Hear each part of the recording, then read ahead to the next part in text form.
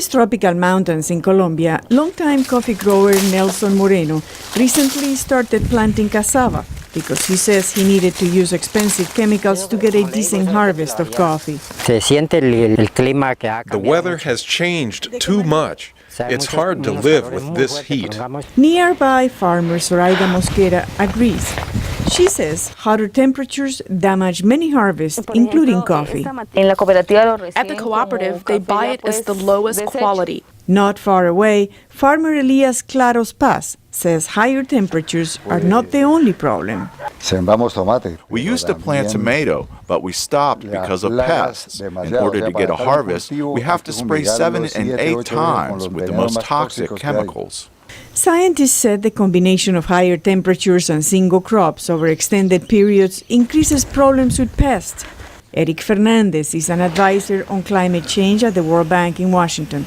He says pests and the growing use of insecticides are not good for the land or for the water sources. Local observations suggest that as part of the extreme events, pests and invasive species are increasing.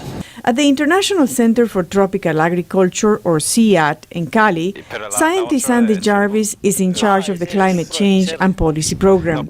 He says at CIAT, scientists are working on crop improvement, mostly through genetic modifications. For example, in beans, beans are quite sensitive to heat and drought, and so there we've been looking at different scenarios of the types of genes that we can be putting into those crops so that they can adapt to the future challenges.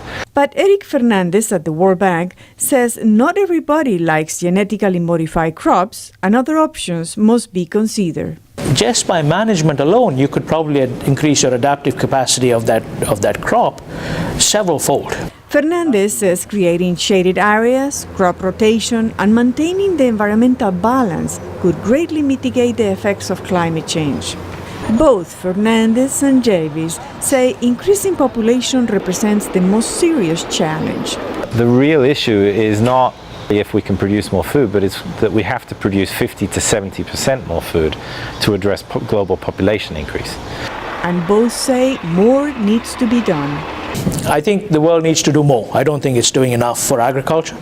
I think agriculture needs to assume a much higher profile in the discussions related to climate change. Just tackling forests or just tackling global warming is not going to do it unless we bring together the agricultural dimensions into that. Every year that we don't address the issue is getting bigger and more costly to address later. The International Center for Tropical Agriculture also is conducting research in Africa and Asia and has begun a large multi-million-dollar program to adapt global agriculture to climate change. From the mountains of Colombia, this is Zulima Palacio for VOA News.